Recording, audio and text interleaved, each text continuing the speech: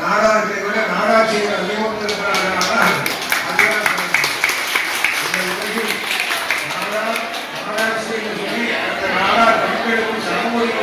சமுதாயம் நாடா சமுதாயம் தான். சொத்து உரிமை, பேச்சு உரிமை, அதுபோல அனைத்து உரிமைகள் கொண்டுதான் நம்முடைய சமுதாயம். எனவே இந்த சமுதாயத்திலே அப்படியானால் தான் நம் சமுதாயம் முன்னேறும், நம்முடைய பிள்ளைகளுக்கு எதிராக இருக்கும். கன்னியாகுமரியிலே நாடார்கள் 65% குறையாமல் இருக்கிறார்கள். நீங்கள் ஒன்றை புரிந்து கொள்ள வேண்டும். எங்களுக்கு 20% கேட்கிறவர்களும் 18% கேட்கிற தனிய ஜாதியில் சொல்லிக் கொள்கிறவர்களை எல்லாம் எண்ணி பார்த்தால் புரியும். தமிழக அளவிலே எடுத்துக்கொண்டால் வன்னிய சமுதாயம் வடக்கு தமிழகத்தில் இருக்கிறது. எந்த ஒரு பகுதியிலும் இல்லை, எந்த ஒரு தொகுதியிலும் இல்லை, எந்த ஒரு மாவட்டத்தில் எடுத்துக்கொண்டால் வன்னியர்கள் 50% இல்லை 60% சொல்லிக் கொள்கிற அளவுக்கு இல்லை. ஏதாவது ஒரு சில குறிப்பிட்ட தொகுதியிலே 30% இல்லை. அதுபோலதான் தேவர் சமுதாயம்.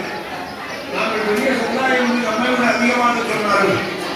நீங்கள் முதுகுளத்திற்கே வாருங்கள், இல்லை அந்த ராமநாதபுரம் மாவட்டத்தில் எடுத்துக்கொண்டால் கூட 30% மேல் எந்த பகுதியும் தேவர்கள் இல்லை. அதுபோலதான் கொங்கு மண்டலத்தில் எடுத்துக்கொண்டால் 25 முதல் 30 பேர் அங்கே இருக்கிற கொங்கு வேளாளர்கள் இல்லை. ஆனால் அவர்களெல்லாம் நம்மை விட அதிகமான ஒதுக்கீடை பணிகளை அரசியலை பெற்றுக் கொள்கிறார்கள். அவர்களுக்காக அவர்களுடைய ஒரு ஒற்றுமையான தீர்மானம். ஆனால் நாடாண்டவர்கள் அவர்களுக்கு வரலாறு இருக்கிறது. நாடார்கள் எல்லோருக்கும் பொதுவாக இருப்பார்கள், வந்தாரை வாழ வைப்பார்கள். ஆனால் சொந்தத்துக்குள்ளே நாம் தண்ணீர் இழந்து விடுகிறோம். கன்னியாகுமரி தொகுதியை எடுத்துக்கொண்டால் பிள்ளைமார் தொகுதி என்று பேசினார்கள்.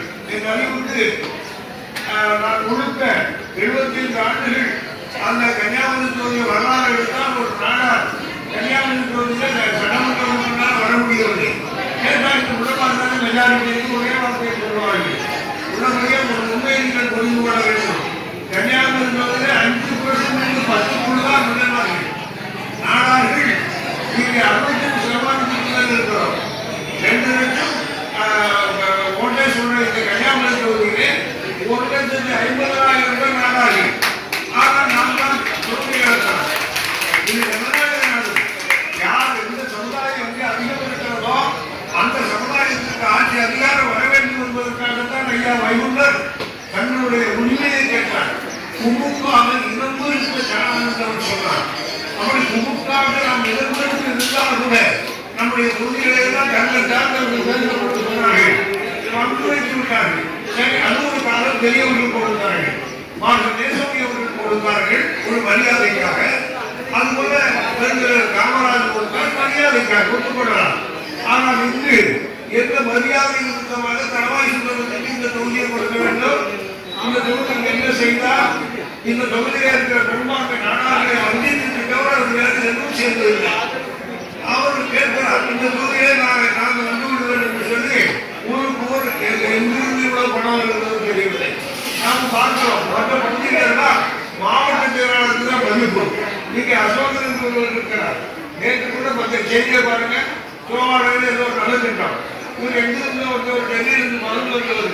இவர் தான் எல்லா திட்டத்தையும் ஒரு நாள் நீலக்கிழமை சென்றேன், ஒரு நாள் சமூகம் சென்றேன் போட்டுட்டு அவர் வழங்குகிறார். இங்கே அதை வழங்குவதற்கு அவர் இருக்கிறார். ஆனால் எல்லா மாவட்டங்களிலும் மாவட்ட செயலாளர் இருந்து இங்கே அசோகன் அவர்களை பார்வையிட தலைவர் என்று குறிப்பிடுகிறார்களுடைய மாவட்ட செயலாளர்கள் குறிப்பிடுவதற்கு தயாரில்லை. ஆனால் இதை கூட புரிந்து கொள்ள முடியவில்லை. காரணம், ஆளுங்கட்சி என்றாலே மாவட்ட செயலாளர்களுக்கான மதிப்பு. அந்த மதிப்பை அடக்கி வைத்து விட்டு அவர் செயல்படுகிறார். கன்னியாகுமரி மாவட்டம் முழுக்க அங்கே ஞானத்தையும் ஒதுக்கி வைத்து விட்டு தான் அவர் ஆட்சி செய்கிறார். எனவே நாம் இழந்தது 6 தொகுதிகளே 3 தொகுதிகளை நாம் இழந்திருக்கிறோம். அழகாக சார்ந்தவர்கள் சொன்னார்கள், 4 பேர் சுரேஷ்நாதனிடம் இழந்திருக்கிறோம். அதுபோல நம்முடைய விளம்போடு தொகுதியை விஜயதரன் அதிகமாக பண்ணாமல் இருந்தாச்சா, விளம்போடு விஜயதரனுக்கு விளவார்கள் சொல்லியாச்சா, அங்கே இருக்கிற 65 நாடார் பிள்ளைகள் எல்லாம் எம்எல்ஏ ஆக வேண்டாமா? நாம் இந்த வடக்கு தமிழகத்தில் போய் நிற்க முடியுமா? நம்முடைய மண் நம்முடைய பகுதி நாம் தான் வர முடியும். 55க்கு முன்னதாக அடக்குமுறை இருந்த காலத்திலே ஒரு 50க்கு பிறகுதான் மாஸ்டர் நேசன் தலையெடுக்கப்பட்டால்தான் நாடார்கள் ஒருங்கிணைக்கப்பட்டார்கள். நாடார்கள் இந்த பகுதியிலே 7 சட்டமன்ற பகுதியை கேட்டார்கள். அவர்கள் நகரசபையை வெற்றி பெற்றார்கள். அதுவரை இந்த மாவட்டமே பிள்ளைமார்களுடைய ஆதிக்கம், நாயனுடைய ஆதிக்கத்தில் தான் அடங்கி ஒடுங்கி கிடந்தது. இது நம்முடைய பிள்ளைகள், இது கூட வந்திருக்கிறவர்கள் நிறைய பேர்கள் இந்த அரசியல் செய்கிற பிள்ளைகள் தான். இந்த கிராம பஞ்சாயத்து உறுப்பினர் நிறைய பேரை பார்க்க முடிகிறது. அதுபோல பல இடங்களிலே நாம் எவ்வளவு தெளிவாக எவ்வளவு சரியாக செய்கிற ஆற்றலை பெறுகிறாங்க. நமக்கு சரியான அந்த உதிர்ச்சிகள் நமக்கு வழங்கப்படவில்லை. எனவே இந்த காலகட்டத்தில் நாடார் மக்கள் பேரவை மட்டுமல்ல, அதை சார்ந்த அனைத்தையும் இந்த காரியங்களை கொண்டெடுக்கிறார்கள். நீங்கள் நினைத்து பாருங்க, உங்களுக்காக தானே கூட எங்களுக்கு இல்லை. எங்களுக்கு சராமத்துக்கு போவாங்க. ஆனால் நாங்கள் என்ன நினைக்கிறேன், என்னுடைய சமுதாயம் எங்களுக்கு பின்னால் இருக்கிற நம்முடைய மக்களுக்கு அடுத்த கட்டத்திலே அவர்கள் படித்து முன்னுக்கு வருகிற பொழுது உரிய பதவிகள் வர வேண்டும். என்று தமிழகத்தை எடுத்துக்கொண்டால் 10,000 நாடார் இல்லாத ஒரு தொகுதி இல்லை. சொல்ல வேண்டும் பார்க்கலாம். வன்னியர்கள் நாங்கள் 10,000 தொகுதி இருக்கிறது என்று சொல்ல சேர்ந்திடம். அதுபோல தேவர்கள் சொல்லட்டும், 10,000 தேவர்கள் இல்லாத தொகுதி தமிழகத்தில் எது என்று சொல்லட்டும். ஒரே ஒரு ஜாதி நாடார் சமுதாயம் சொன்னால் 10,000 பேர் எல்லா தொகுதியில் நாங்கள் இருக்கிறவங்களை சாதிக்க முடியும், சொல்ல முடியும் என்பதற்கு நாம் சாலை கட்டியாக இருக்கிறோம். கூட 10,000, 25,000, 30,000 இருக்கிறோம். நாங்கள் கருங்க யாரும் எடப்பாடி தொகுதியில ஒரு நாள் சுற்றுப்பயணம் செய்தோம். எடப்பாடி தொகுதியை எடுத்துக்கொண்டால் அங்கிருக்கிற கொங்கு வேளாளர்கள் நாடார்கள் அதிகம்.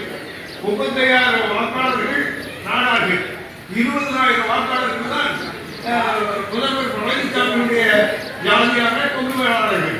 வங்கியர்கள் நம்மை கொண்டு இருக்கிறார்கள். எனவே எங்க இருக்கிறவர்கள் சூழ்ச்சி அரசாங்கம் செய்கிறது. எப்படியோ நாடாளுமன்ற பிரித்திருக்கு இந்த தனவாசி ஆள பார்க்கிறார். அதுபோல நாடுகளிலே 93,000 வாக்கு வாங்கிய நாடார்கள் தோற்றார்கள். 47,000 வாக்கு வாங்கிய சுவேதார் திருச்சி வருகிறார். காரணம் 67,000 வாக்கு வாங்கி அவர் ஜெயிக்கிறார். அப்ப அந்த 92,000 வாக்கு ஒரு நாடாளுக்கு கிடைத்திருந்தால் அவர் நிச்சயமாக தோற்றிருப்பார். அது மட்டும் அவர் வாங்கிய வாக்குகள் முழுக்க பிள்ளைமார் வாக்கு இல்லை, நாடாளுடைய வாக்கு தான்.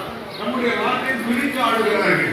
இங்கு ஒரு அரசியல் நடக்கிறது. கன்னியாகுமரியிலே கேட்டு பாருங்க, ஆளுங்கட்சி எதிர்கட்சி அதிமுக திமுக என்று 2 கட்சி பேசப்படுகிறது. இல்லாமல் முடியாது ஆளுங்கட்சி எதிர்கட்சி.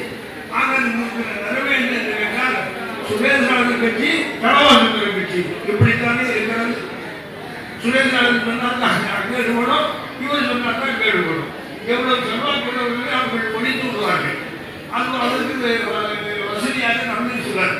அவருக்கு அடிமையாக இருந்து அரசியல் அதிகாரத்தை பார்ப்பதற்காக அடைகிற காரணத்தினால் தான் இந்த நிலைமை. இதை மக்களுக்கு கொண்டு போக வேண்டும். கன்னியாகுமரி தொகுதியிலே நாடார் ஒரு வேட்பாளர் வெற்றி பெற வேண்டும் நினைக்கிறவர்கள் மட்டும் நீங்கள் கையெழுத்து பார்க்கலாம்.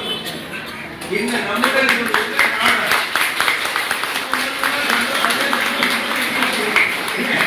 கன்னியாகுமரி முழுக்க ஆளுக்கு ஆளு கன்னியாகுமரி 40 தொகுதி நாடாக வர வேண்டும். 40 தொகுதி நாடாக தமிழ்நாட்டு அளவில் குறிப்பாக நெல்லை, தூத்துக்குடி, கன்னியாகுமரி. நான் நேற்று தென்காசியிலே பார்த்தேன். கன்னியாகுமரியை போல சில பகுதிகளில் நாடார்கள் இருக்கிறார்கள். அவர்கள் இன்னும் உணர்ச்சியோடு இருக்கிறார்கள். அது அங்கு போகிறவர்களே தெரிகிறது. எனவே அவர்கள் தூத்துக்குடி மாவட்டம், இதை தாண்டி கேரள மாநிலத்திலே திருவனந்தபுரம் மாவட்டத்திலே ஒரே நேரத்தில் 4 சட்டமன்ற உறுப்பினர்கள் நாடார்கள் இருந்தார்கள். பிஜேபி தங்கப்பட்டு நீரல் லோகதாஸ் நாடார்கள் 20 அமைச்சராக இருந்தார்கள். அதுபோல எம்பி காங்கிரஸ் இருந்தார். அப்ப நாடார் எம்பியாக முடியும் 4 சட்டமன்ற அங்கே இருந்து ஒரே ஒரு சட்டமன்ற உறுப்பினர். காரணம் என்ன? ஆதிக்க சக்திகளுக்கு இடம் கொடுத்து வருகிறார்கள். நம்மவர்கள் புறக்கணிக்கப்படுகிறார்கள். நீங்கள் கொடுத்தால் நாடாக பட்சமாக நீங்கள் கொடுக்கிறார்கள். அப்படி டிக்கெட் போடும் போதே அவரே சொன்னார், டிக்கெட் அவருக்கு எழுதாரு, எங்க டிக்கெட் இருக்காரு தெரியாது. அவர் இங்க இப்போ நிற்கிறார், நிலையெல்லாம் நிற்கிறார். நீங்களெல்லாம் தெரிந்து கொள்ள வேண்டும். சுவேதாருக்கு சரி, இவருக்கு வந்தாச்சு. ஏன் எங்க நாள் நாடாளும் கிடக்கூடாது சொல்லி கொஞ்சம் ஒதுக்கிடு. அது கூட இந்த கனவாளர் 2 முறை வந்திருக்காரு. போறாதா போதும், கொஞ்சம் ஒதுக்கிட்டு வந்து எங்க பிள்ளைங்க வரட்டு கேட்கிற உரிமை நமக்கு இல்லையா? எனவே எந்த தொகுதியிலே இந்த ஒரு இக்கட்டான ஒரு சூழல் உருவாகக்கூடாது. அனைத்து நாடாளுக்கு நீங்கள் செய்தியை சொல்லுங்கள். நாடார் ஓட்டு நாடாளுக்கே என்று நாங்கள் முடிவெடுத்திருக்கிறோம். கன்னியாகுமரி மாவட்டத்தில் 6க்கு 6 100க்கு 100 நாங்கள் வெற்றி பெறுவோம் என்ற நிலைப்பாட்டை கொண்டு வர வேண்டும் என்பதை கேட்டுக்கொண்டு ஒரு சிறந்த முயற்சி. நான் உள்ளபடியே சுபாஷ் நாடாளுக்கு எப்பொழுதும் பொது தொண்டார்கள் வந்து ஆர்வமாக இருக்கிறார். அதோடு தன் இனம் முன்னுக்கு வர வேண்டும் வந்து அவருக்கு முழுமையான கருத்து இருக்கிற காரணத்தினால்தான் அவர் இந்த இயக்கத்தோடு தொடர்பு கொண்டு உங்களுடைய இயக்கத்தை சார்ந்த பெரியவர்களை அழைத்து செய்திருக்கிறார். அதில் குறிப்பாக இன்று சாமிலோப்பிலே ஒரு சாதனை படைத்திருக்கிறார். சாமிலோப்பிலே சாதனை படைத்தால் கன்னியாகுமரி சாதிக்கிறது என்பதாக உங்களுக்கெல்லாம் என்னுடைய வாழ்த்து சொல்லி அமைகிறேன். அன்பு வணக்கம். நம் அனைவருக்கும் மனதில் எழுச்சியை உருவாக்கிய குருமகா சன்னிதானம் பால பிரஜாப்தி அடிகளார் அவர்களுக்கு எங்கள் நன்றியை தெரிவித்துக் கொள்கிறோம். அடுத்ததாக நாடார் மக்கள் பேரவையின் மகளிரணி தலைவி மேரி விஜயா அவர்களை பேச அழைக்கிறேன்.